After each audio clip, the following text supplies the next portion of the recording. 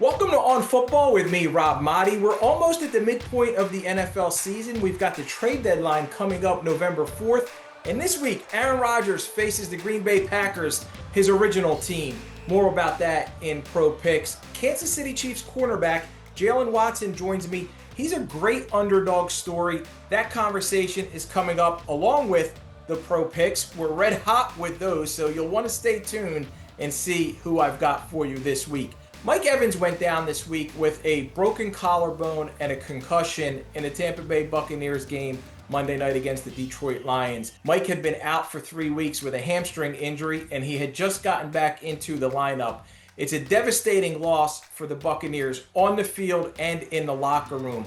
I've covered the NFL for 26 years now, and I don't think I've seen a player who is universally beloved across the locker room, among the staff in the Buccaneers facility, teammates, fans everywhere, as much as Mike Evans.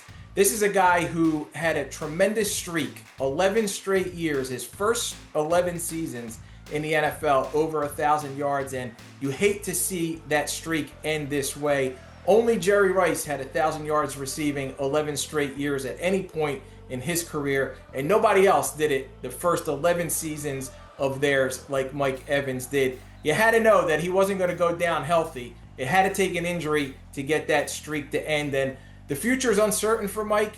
We don't know what he's going to look like, if he's going to come back, or what he's going to do next year.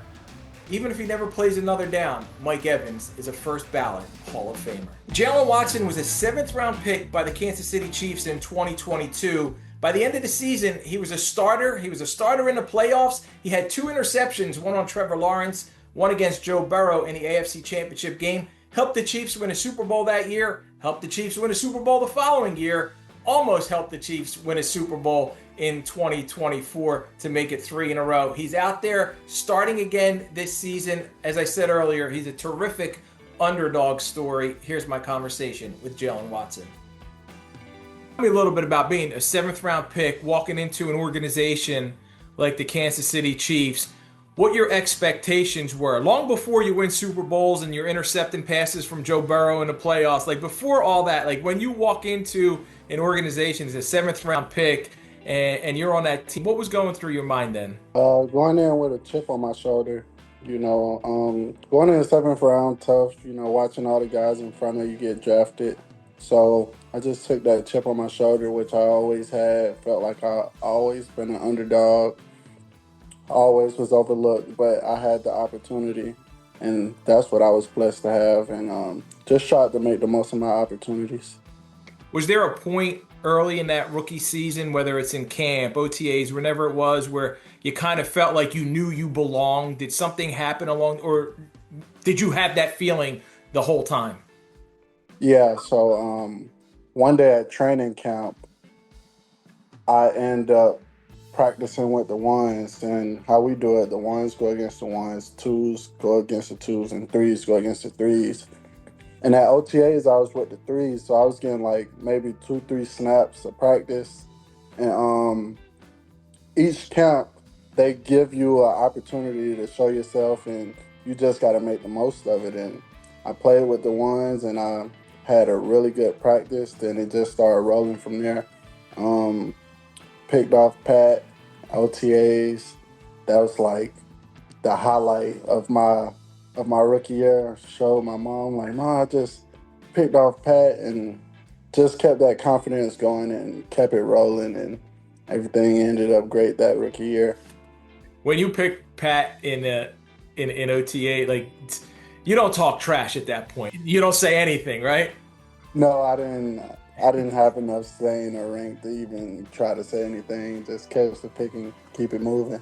You said, you called your mom, you get that pick. Like, tell me a little bit about that relationship with your mom. I know she's been a manager at fast food restaurant for a long time, and you worked, right, in college. Like, could you have envisioned at that time that you would be hoisting a Lombardi one day, be a big part on a defense that is as good as the Chiefs?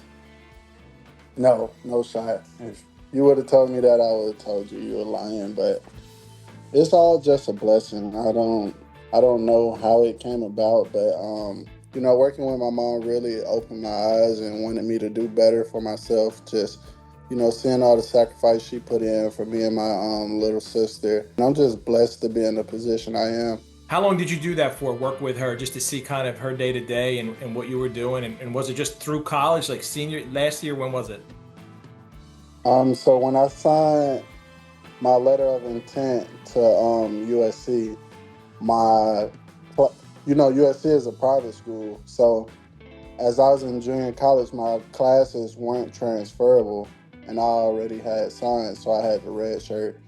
And once I redshirted, that's when I went back for a year with my mom, and I was just depressed. I was at probably the lowest state of my life. Mom was like, "You got to get a job. You just can't sit around the house and, be sad." And I was looking for jobs, and I couldn't find one, so I ended up having to work with my mom and just like getting the first eye view of, my mom putting in all the hard work. I might do like 8 hours in a day.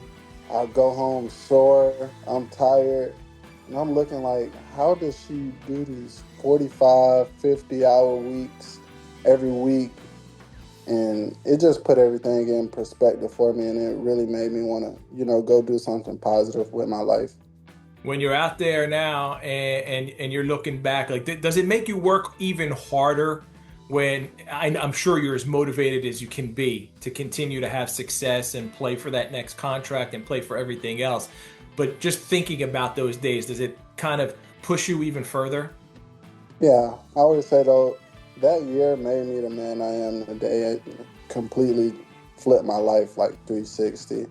I was always, going in the wrong direction or not doing things I was supposed to do, whether that was missing a class or not turning in homework. And then once I took that year off, my GPA dropped and I was at like a 1.9. So the only way for me to get D1 eligible again was to get 7 A's. I couldn't get a B, and I had to take 24 credits in one semester. Wow. And I got straight A's. So once I did that, I knew I could do anything I put my mind to. Pro Picks had a clean sweep last week, 4-0, 4-0. We are 21, 6-1 straight up, 20-8 against the spread. Best bets, upset specials combined, 12-2 outright, 11-3 against the number. My best bet this week, I'm looking at a team with a losing record. 2-4 Houston at home against 5-2 San Francisco. The Texans are actually 1.5-point favorites. That number tells me that they're the play. 49ers are 4-1 with Mac Jones filling in for Brock Purdy. Christian McCaffrey has been doing everything without all those receivers who are injured. And even without stars Nick Bosa and Fred Warner on defense, the Niners look pretty good Sunday night against Atlanta. Meanwhile, Houston's offense, they've held the team back. The defense has been solid, but that offensive line still struggling to protect CJ Stroud. The run game is lacking. The 49ers, however, are 1-13 against the spread in their last 14 games after a victory. I'm taking Texans, who desperately need a win, 23-18. This was a week where I didn't love many upsets, if at all, but I've got one for you. I'm going to go Aaron Rodgers and the Steelers. They host the Packers. They're 3-point underdogs. Rodgers already beat the Jets in week 1, his most recent former team. Now the Packers are a much better team, much tougher opponent. Micah Parsons had 3 sacks last week. He's going to harass Aaron Rodgers all night long, but I haven't been impressed by the Packers since week 1. They haven't been dominant. They lost to the Browns. They tied the Dallas Cowboys in Micah's return to Dallas. And last week they had a rally to come back against the Arizona Cardinals. The Steelers are coming off extra rest. They had a Thursday night game. They lost to the Bengals. Green Bay, 3-point favorite. I like the Steelers, 24-23.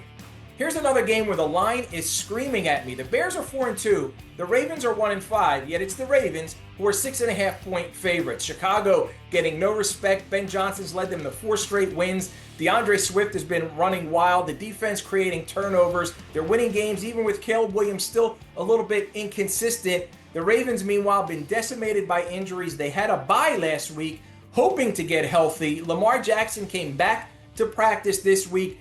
With Lamar Jackson, and I'm counting on Lamar playing, because if not, forget, all bets are off. But with Lamar playing, I've got the Ravens 29-21. Last of the four-pack, Tampa Bay 5-2 at New Orleans 1-6. Buccaneers are 4-point favorites. Baker Mayfield coming off his worst game of the season. The Bucs just need to get healthy. They're not going to get Mike Evans back, but the hope is at some point they'll get Chris Godwin, they'll get Bucky Irving, they'll get Jalen McMillan, they'll get Luke Gedeke on the offensive line. They need to get healthy. They got a bye coming up, so they can't afford to look past the struggling Saints. Todd Bowles and Baker Mayfield aren't going to let them. I'm going to go Buccaneers 26-17. That's it for this week. Thank you to Jaylen Watson. Thank you for listening to On Football. And thank you to Haya Pinjwani and Guillermo Gonzalez for producing this episode. Please be sure to check out apnews.com for the full pro picks, on football analysis, and more NFL news.